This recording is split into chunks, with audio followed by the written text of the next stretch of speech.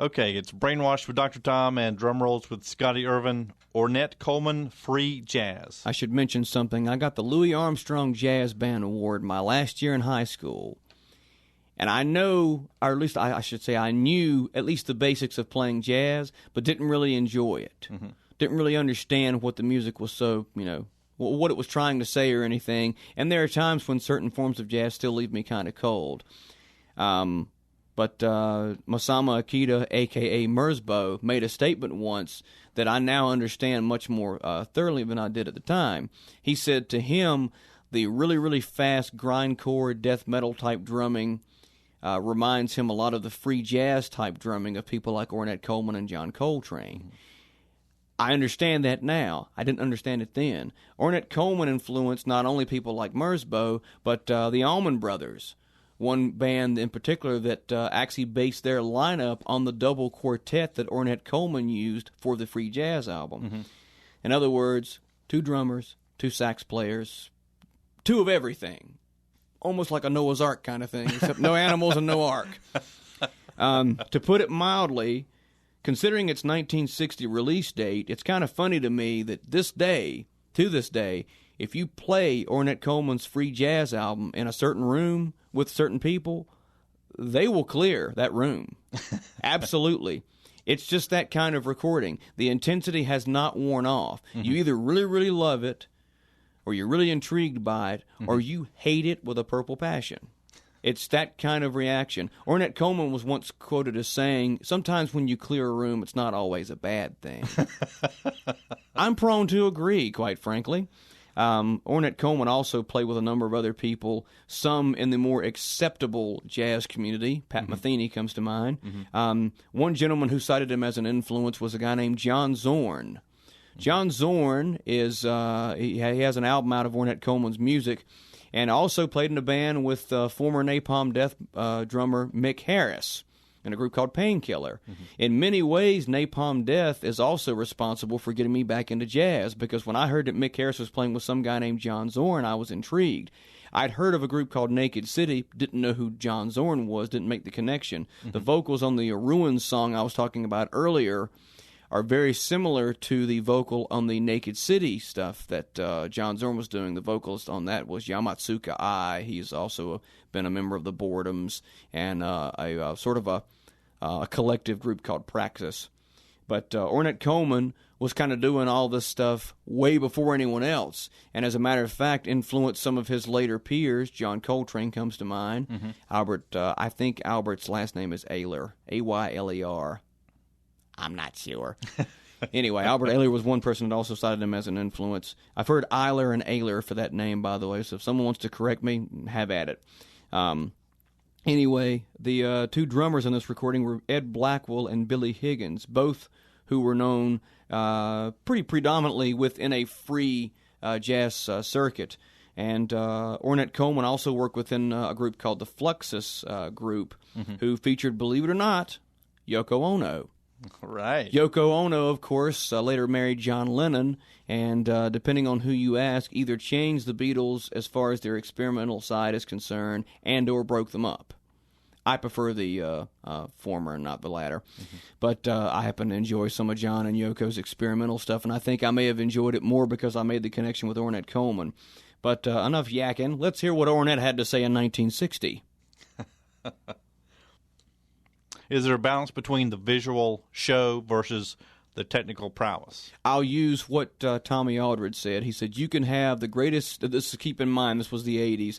He said, you can have the greatest stick twirl in the world, but if you can't incorporate it into a song, why do you even want to bother using it? He said, you may have the most complicated one in the world, but if it keeps you from actually going back into the song and doing your job, mm-hmm. it's getting in the way. He says, there are ways to do both things.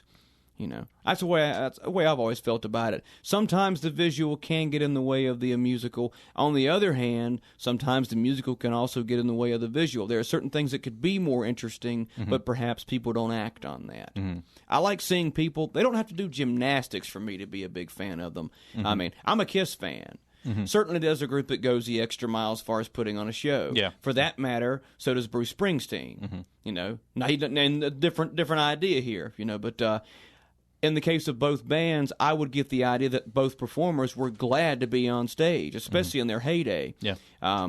They look like they were enjoying themselves. That has a lot to do with how much I enjoy a show. I don't have to be at the circus to enjoy a rock show. I've seen Bob Dylan 3 times, and all 3 times I've enjoyed it because I looked at him and thought he was. Mm-hmm. He, this is not a fancy guy on stage, but when he performs, you get the idea that he really enjoys the performance aspect. He might say otherwise in an interview, but if I see a slight smile on the man's face when he's playing certain things and people get a response, give him a response, let's just say I get a different idea. Mm-hmm. I'm like, you can say whatever you want, but you're enjoying yourself. I see it in you, It's Brainwashed with Dr. Tom and Drum Rolls with Scotty Irving, Buddy Rich, Birdland. Last but not least, Woo! a man who has to be mentioned as far as drumming is concerned. Don't expect Buddy Rich. Again, this is not something he played on the song. This is something that, from another viewing that I have. It's just simply amazing. Throwing a normal beat along with it.